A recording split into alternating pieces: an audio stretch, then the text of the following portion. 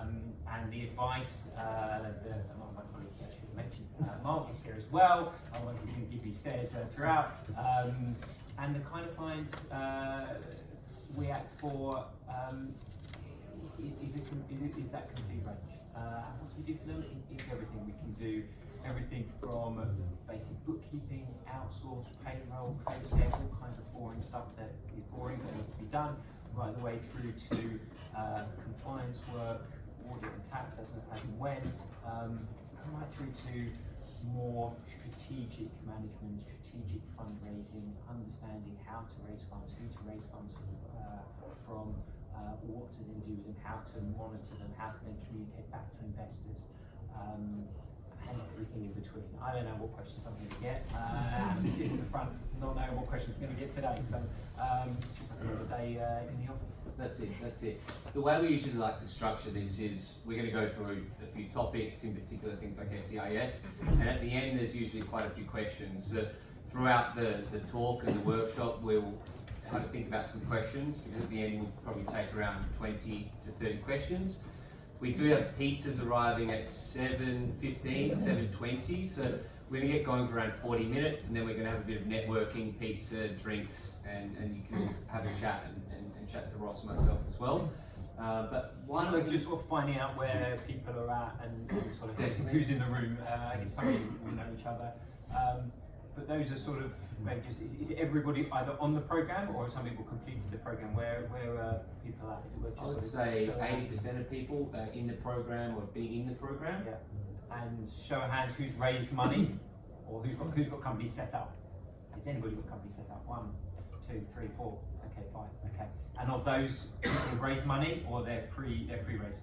Pre-raised. Okay. And tried to raise or in the process of raising? Yes, in the process. Good knowledge. Okay. Okay, that's good to sort of understand what's going on. So I think we'll do questions at the end, but is it worth just sort of kicking off things about setting up companies? And I guess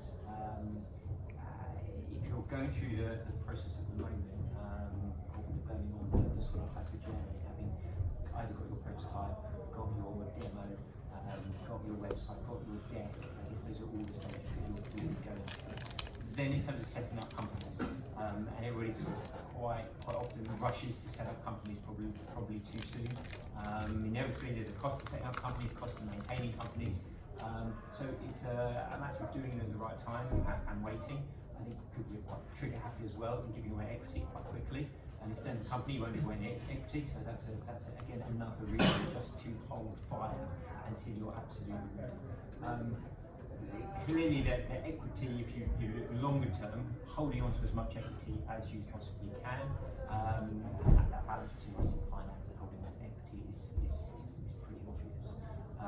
But I think again, one of the mistakes people make is giving away equity too quickly, and everybody they come into contact with, there's lots of nods around the room, but you know, everybody that comes in that offers the world and knows, yeah, I can do this and I can do that, and it's 1% here, it's 5% there, it's 10% here, it's 10% there, and you're sitting there trying to raise really the first lot of money, and actually somehow 50% has eked away, and you haven't actually even got to the table yet.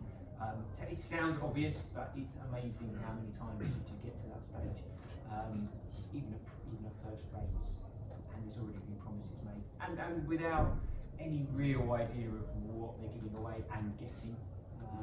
But again, there's plenty of service providers as well, be it marketing and web designers and all kinds of providers that will take equity as well. That can be very expensive at that stage. So if you were going to say from idea to a liquidity event or an exit, how much equity do you think the founder should aim to hold on to? Like 40 to 50%? Sure, that's a tough question, because it just depends. If you look at some of the mega end and the sort of the US end of mega tech, you take 1%, and it wouldn't really matter, and it would be more money than you probably spend. For the vast majority, there is some absolute key equity points. So 75%, because from a company law point of view, that makes a difference. And clearly, 50%, just over, makes a difference. So that's the difference between control and not control. And once you get to sort of even down to sort of 70%, 65%, at that point you are potentially a raise away from losing control. And so it's thinking about more as you get to, even down to 90, 85 is less of an issue, but once you start getting down to 60, 70%, then actually if somebody comes in with offers and you're minded to take value, you can lose control.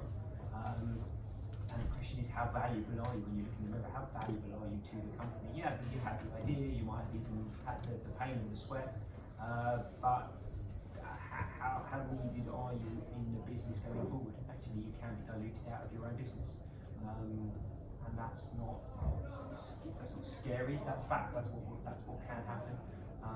Particularly where there are bigger corporates buying up technology, it fits very nicely. And you need to look at a lot of the major corporates with their own tech division, their own tech arm, their own incubators, their own venture funds. Why? Because they can't hire people to come up with the technology, and they certainly can't do it quick enough. And they're looking to buy up businesses that have got particular technology that goes with their businesses. They're not really interested in the founders. They need the technology. And so in which case, if the price is right, the other members of the audience, if the price is right, then there may or may not be a deal to be done. But that doesn't mean that you'll stay in control. I think it will certainly be the most. So which I can't answer. Could be upsetting for a lot, but also if it's your baby and if it's it's what you're passionate about, and it is because you're here and it is because you spend your own money, that really matters. But not all businesses are Facebook. Or not all businesses are Uber.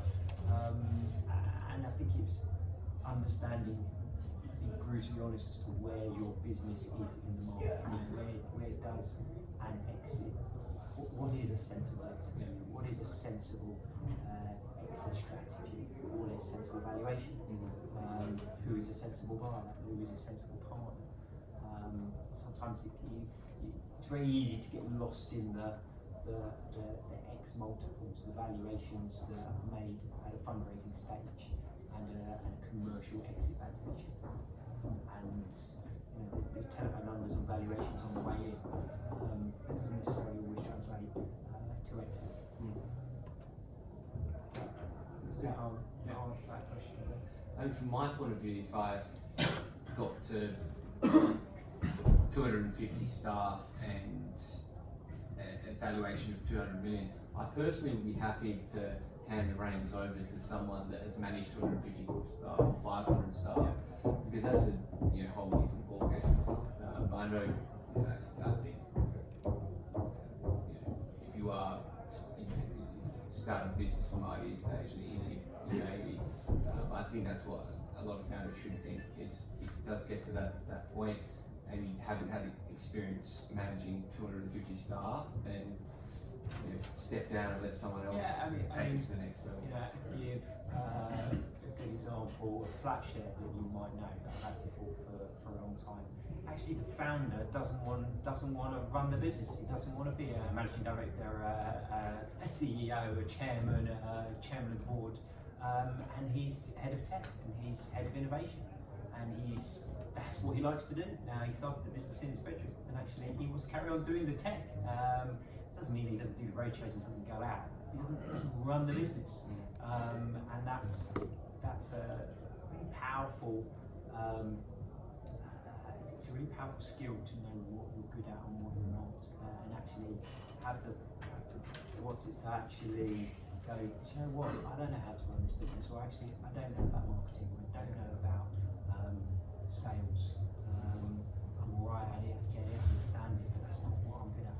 Actually, go and hire people that can do that. Don't try and be the genius in every place. Because there's specialists, we've got perfect information world. There's specialists in everything. You can outsource a lot of things at fairly reasonable rates. Actually, go and do that before you take on somebody, before you do it yourself. Next topic. what should we talk about? SCIS? Yeah, we can. I know there's gonna be a lot of we were doing questions. sort of starting the starting the business, and we were let's do that and come back to that SCIS. So again, just other sort of fundamental things to think about, and that's on the accountant in the room. Any other accountant in the room. I think that having that operational plan, the strategic plan, and that financial plan is something that is always tomorrow's job. And yes, I would say this, but actually that's absolutely critical from day one.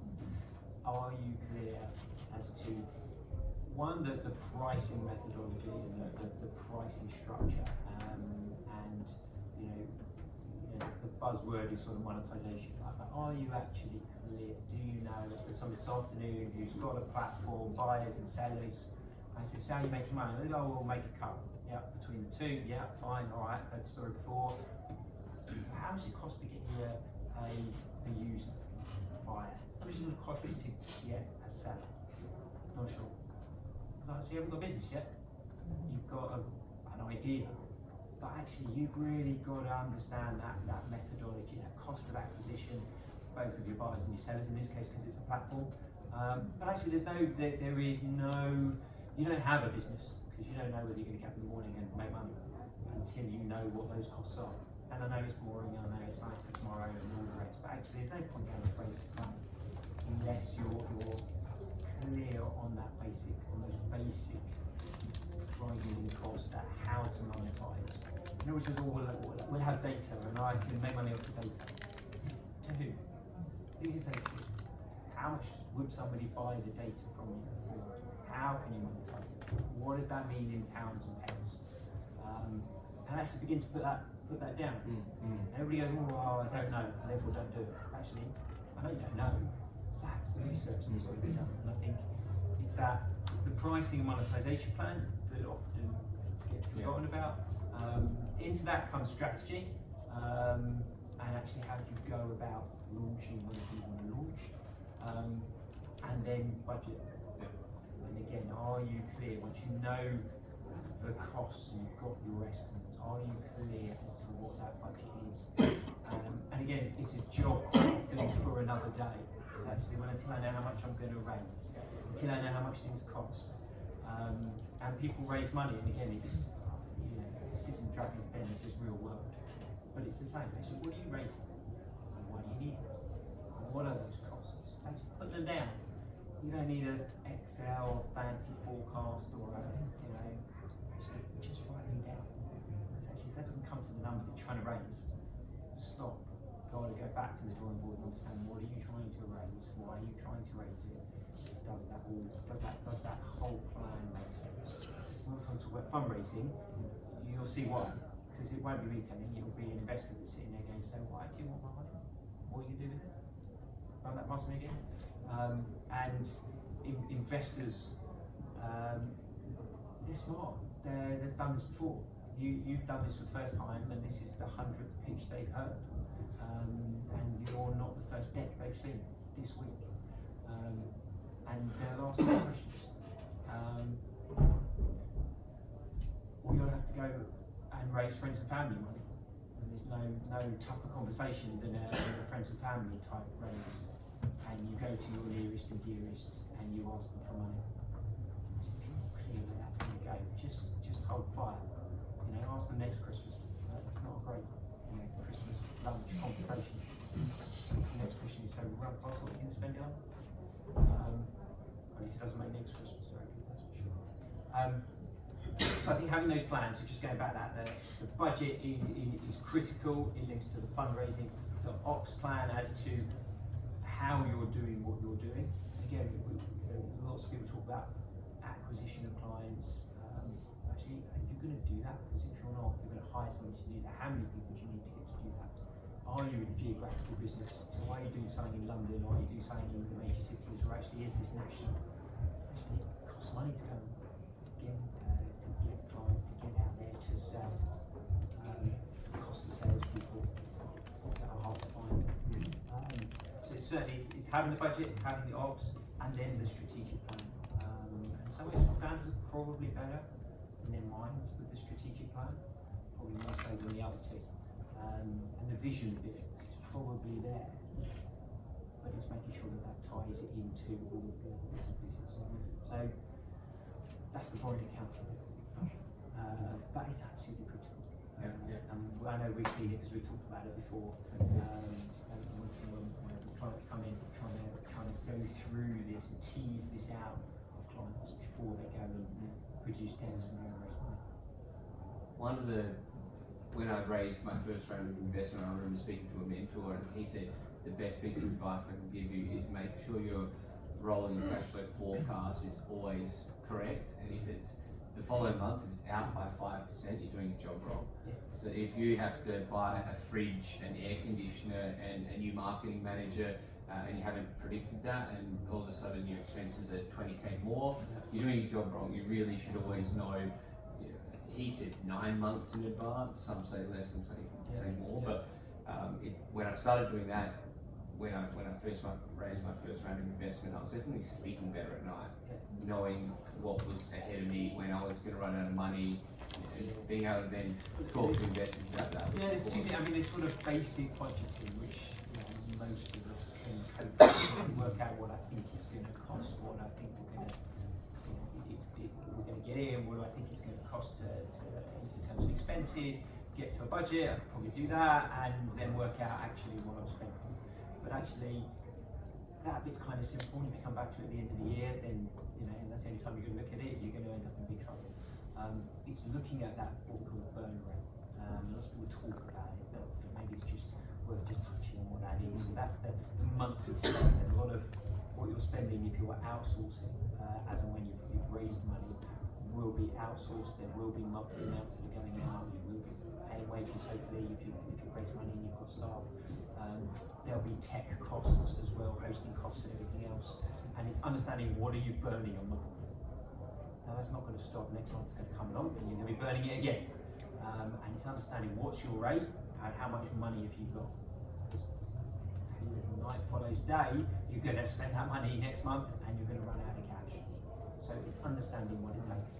I think the fundraising, I think people think when they come to raise money as well, there's quite a lot of false information or at least hope value as to how long it takes to raise. I don't know if anyone's got sort of any ideas how long it would take to do, I don't know, say a reasonably significant £500,000 raise. How long would it take? 6 months. Anybody else? Due diligence is usually 2 months, I'd say. Yeah. You're slightly higher up, trying to raise a little bit more. It can take 9 months to a year to raise £500,000. And so if you think what your burn rate is, you can't get to that number 6 months, 5 months, 4 months, 3 months, because now the value of which you can raise at is falling through the floor because you're now desperate, because it now takes 6 months to raise short term money. So you've got to look much further ahead as to when you need to raise. And I know we're sort of talking about perhaps second raises rather than initial raises. But even if you're burning through either your own capital or friends and family money, the same sort of thing applies. It's basically negotiation. If you're buying off somebody and they know that you're pretty desperate, you know the price you're going to pay. And that's going to mean, in your case, more equity being given up. And it's I feel stupid sort of stating the bloody obvious, but actually it's when you're in there and you go, well, another month, all right, another month to sort that out, yeah, we'll fundraise. Investors are smart, they want a deal. You're not the only startup in town. There's huge amounts of competition. I've probably got 2 this week. I've probably got 10 decks on my desk, all looking for money at different levels, at different stages. So there's no shortage, and I've got investors that will invest. So they can take their pick. So it's about being smart and being right and being confident and being in the right place. Because it's easy pickings otherwise. It's not a great place if you're desperate. They're thinking, well, 100 grand is mine the last 250. Actually, if you found it that difficult, to do, I don't want to be sitting here again in what would be 6 months. You know, needing them desperately to raise in order to save my initial investment. So it's just getting that time, stepping out of what you do to get that right. Yeah. And I want to get onto SEAS. Yeah, so maybe quickly, let's you want to? Yeah. Well, I was just going to say, for a first-time founder, the first 50k they should look to raise. Would you suggest retail investors, maybe a business owner that has 20 grand sitting in the bank, and family and friends, and then obviously SEAS is the big conversation. Most investors, again, I just touched on it, but the friends and family is absolutely key. No investor's going to invest if you haven't invested in your own business. Now, if you haven't got a lot of your own capital, then it's a proportion of whatever that small amount is. And actually, they'll work out, they'll do their due diligence on you, and they'll know what your pay number is. They'll know what your hurdle money is, and that's what they're going to do. And if that's 5 grand, fine. That's £1,000. If it's 50,000, so be it. That's all they're really looking for. They want you pot committed. If you're going to look after their money, you look after their investment. They want you committed. So you've got to balance that. You've got to expect that. But actually, what I see quite often is sometimes putting your own money in is quite easy. Right? Those that have got partners or married or whatever might disagree, or putting in their life savings might disagree. But actually, the real pain money is when you've got to ask your friends and family, because then you're really taking a step, because you're putting your relationships on the line. Then we'll find out whether you really believe in your business and you're pot committed to it. So a lot of investors will actually not necessarily need the friends and family around, but they'll look to see whether you were able to do it. And that's quite a good test. Yeah, they can do due diligence, and they'll look into the business, and they'll look into the commercials, and they can do all of that stuff, and whether you fit in the market and what the exit is, and all that. That's the sort of technical due diligence. So if you can't even persuade your mother, your brother, your friend, anybody you know, to put anything in, that's quite technical. And actually, I went to the business next door that is going to put something in, or has persuaded somebody to put something in. And that, you know, if that makes you feel uncomfortable, then actually that's just you've got to go back to your business and refocus on that idea, because actually which of the bits that are uncomfortable, which bits can't make it, because which bits do I need to make sure my story is better to go out and sell, to do that. So it's initial investment, that pay money, it's that friends and family, and then to go out. The government is, despite all the noise, has carried on. SEIS, EIS, why they want investment in tech businesses, and so those reliefs are very valuable for high net worths, for investors. It works if you're paying tax. You don't get relief when you invest in an SEIS or EIS company unless you're paying tax. So you've got to be earning enough money to pay tax and have some left over to invest. But the government's kept with this, and this comes from the sort of Silicon Valley, London being, you know, tech capital of the world, and all of that. It was sort of 5, 6, 7, 8 years ago. And despite the threats of it will stop, it will change, actually it hasn't. And a lot of high net worth, a lot of investors are still looking at it. You've seen that there have been funds set up, there's a lot of EIS funds, there's even SEIS funds, where people have pulled together and then invest in startups, and you've seen there's quite a good market for that as well. They're definitely something that's worth looking at, again, if you're looking to raise that sort of money. So rather than try and find the angel that wants to invest, go and see if you can find SEIS and EIS funds that will invest in either particularly B2B, B2C, consumer type technology. And they will have a fund, and they'll get 100 investors to put money in, and then they'll invest in 10 SEIS or EIS businesses. They're effectively hedging everybody's money. actually, if you're then an investor, you can put your 10,000, 20,000 in, but you get it spread across 10 companies that you don't have to worry about, that you don't have to look at. That's becoming quite popular. Why? Because it's easy for the investor, they're still getting the relief. What the SEIS and EIS funds are taking out, relatively little. And your chances of finding 2 or 3 of that 10 that do make it is probably higher. So that's something that's worth looking at. They're harder to close because these funds inevitably they've got a lot of decks. They're found by a lot of people. A lot of people are trying to get their money. So tougher, but good. And the tax relief is still good. For SEIS you're getting 50% back tax relief. So if you think about it, if you've got 100 grand, you would have paid tax of 50%, maybe not easily. You can take that 50 grand and invest in one company, and you pay your tax there 50 grand, or you can invest in 2 companies and double your chances. Actually, that's brilliant. So it is very valuable. EIS is not as valuable. It's 30% tax relief. But the limits are much greater. It tends to be for established companies, maybe looking at the second or third raise, perhaps.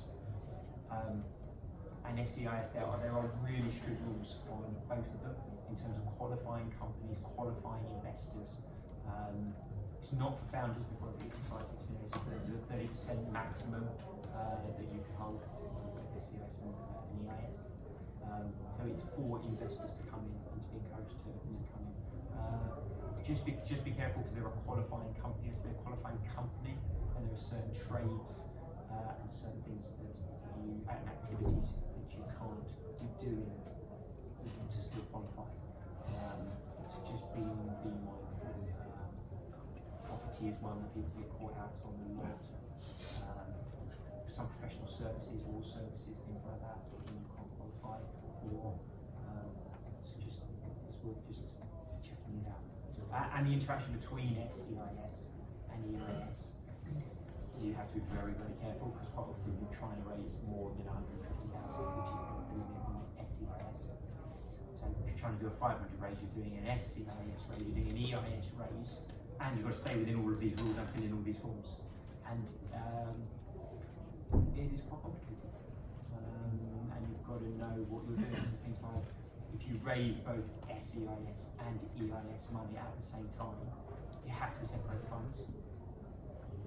You have to spend the SEIS first before you spend the EIS money. That's a bit weird, but you actually have to spend the pounds that are in the SEIS bank account before you spend the pounds that are in the EIS bank account, because that's not really for. So it's just understanding those rules and getting some good advice if you have, to make sure that you don't fall foul. The conversation to the investor is, I know you lent me money under SEIS and EIS, but I managed to screw it up and the way I spent it, and you're not getting the 50% tax relief. It's not a cool conversation.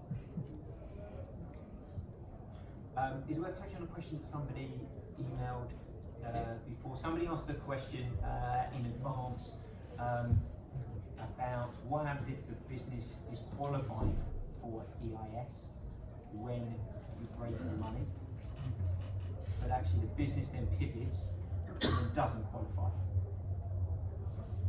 And what happens? I don't know whether somebody in the room, he was a brave man at that.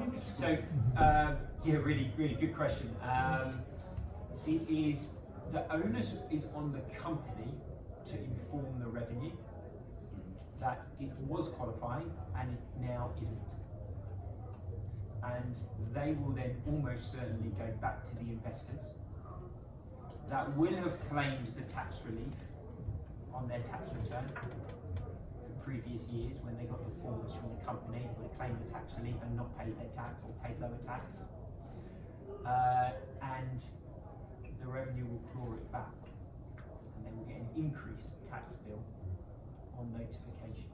Can you imagine how that was going to go down? Not well. So it's smart of the company to then inform the investors. We were doing this activities. It did qualify. We're now doing this. It doesn't qualify, and therefore you're going to be denied your EIS, which you claimed on self-assessment. So now, when you self-assess this year, good idea to make sure you pay the tax, because the revenue will come back and inform you that it's changed. Do you have a follow-up question? Yeah, a couple of. Yeah, go. So is that something, I mean, one, does it happen that often, and if so, do investors add a clause in the contract stating, you know, if a situation like this occurs, Sure. Yeah. and, you know, maybe the company is liable for that tax relief, Yeah. in the form of. You'd like to think so. You actually can't, when you invest under EIS and SEIS, Mhm. there cannot be a provision for a clawback. Otherwise it's not equity, otherwise it doesn't qualify. Right, So okay. there can't be that provision to claw back. So, no, that's the answer.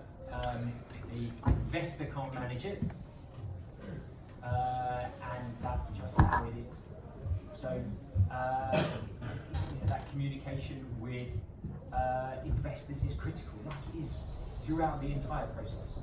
But if you take somebody's money to do something, and you end up doing something else, then something's gone wrong anyway. If it's that critical, what usually happens is it never qualified in the first place. Nobody actually picked it out. So that's where we tend to see it, or where we pick up pieces and fix stuff in the past, which isn't really. There's no fixing it. There's a whole heap of communication, but there's not a lot of fixing it. It's understanding what you do and making sure that you do qualify. And again, there's those businesses that don't qualify. In a competitive investment market where investors got a choice as to what to do, businesses that don't understand SEIS, EIS and don't qualify, or don't qualify, are less likely to get investment. Now, that's going to be overridden by the fact that there's a better idea and it's more commercial and more money than the and the EIS, SEIS may not be relevant. Unless you get an investor that actually goes, no, do you know what, I want to punt on two companies. Into startups, particularly SCIS, where it really is startup. Then actually they'll want to tax relief because they'll probably want to. It's a free bet. They were probably going to invest in the first one anyway. The second one's a free bet. So in which case they want their relief. Otherwise it doesn't work. Okay. Just one more follow-up on that. Sure. I read on Seek Legals actually that the exclusions applies to trade activity accounts for more than 20% of the business activity. Yeah. How do they define that? Would that be defined as 20% of revenue based off like that particular service or product that the company offers, or is it based off of the cost or the operations? How do they define 20% of trade activity based on revenue, costs, assets? I don't think it's defined in the legislation. So it is, as all tax here is in the UK, is self-assessment. Yeah. So you will assess whether it is or isn't, and the revenue will either agree with you or not agree with you. So if there's a debate, you run a risk. The reality is, if you are 20% over one and not on another, that's a risk you'll have to decide to take or not. It's probably something that you wouldn't take. But I suspect if you're looking at overall, you could probably work out whether it is 20% of the business. Would a reasonable man in the street, would a reasonable judge in a court of law, would you say it's 20% of your business or not? So you can kind of cut through all the BS and actually go, 20% is not. And actually, if you gave it to somebody to have a look at, usually it's obvious. Usually the difficulties where businesses have pivoted, and it was one thing and now it's another. So we had it on tech businesses in particular fields. So you've got technology businesses that is technology to trade for hedge funds. So the technology probably could raise money. It was a technology business that was providing technology to hedge funds. The problem is they wanted to be a hedge fund. So actually they went from building tech and building algorithms and services to hedge funds, and then they became a hedge fund. But actually they were always going to be a hedge fund. This was business that never qualified because they started off, we're going to be a hedge fund, but we need to build tech. So they built the tech, and then they became a hedge fund.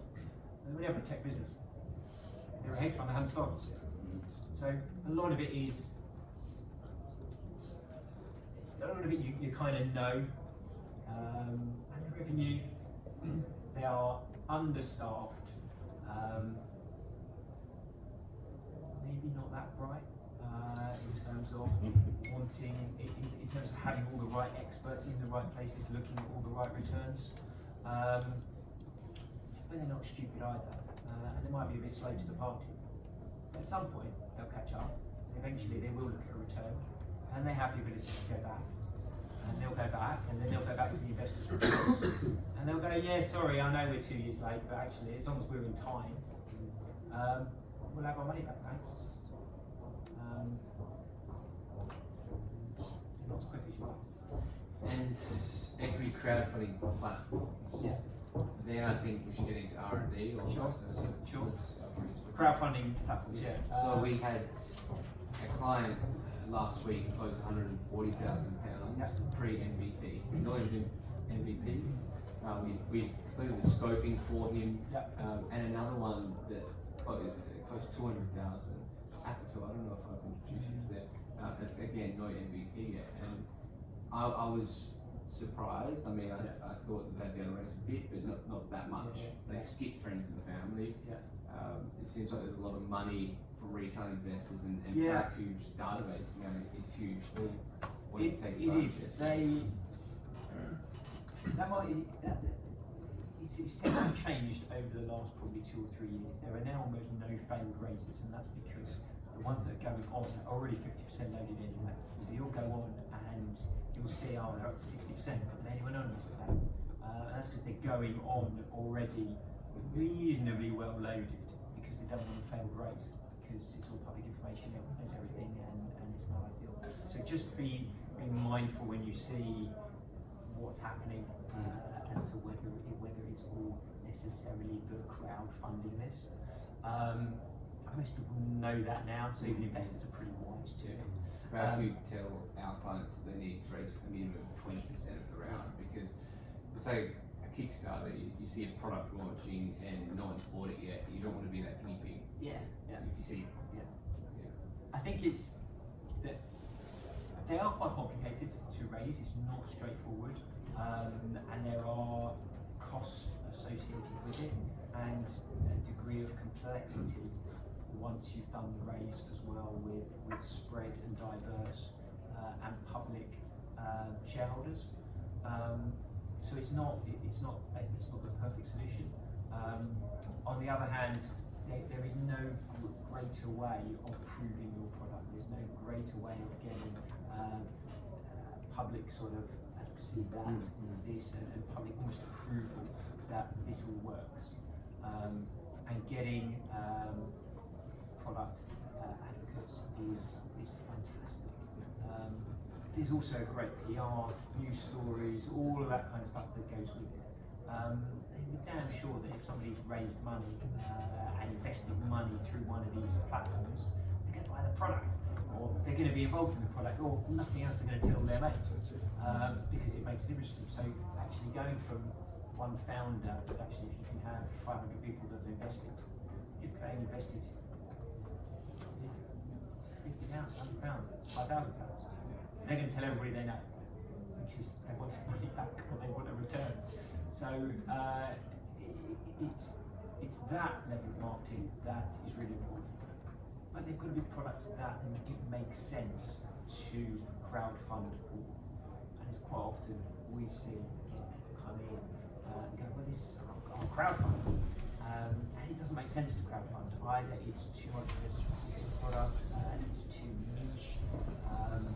It's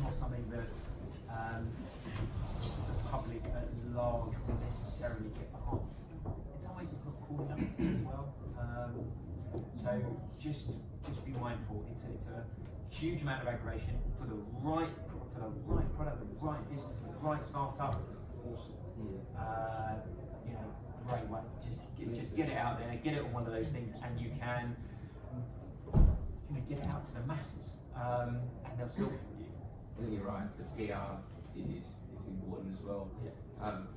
And existing database, our client Shiva, who does female-only Uber, 20% of her drivers invested on average 1,000 into her raise, and she raised a couple of million. And she's excited now. Even if Uber put a female button, they'll stay loyal to her because they're shareholders and they will not drop across. So their retention is going to improve too. It probably appeals to the people that are buying the product or are interested in the business, rather than the investor that necessarily is thinking they're going to make a better return.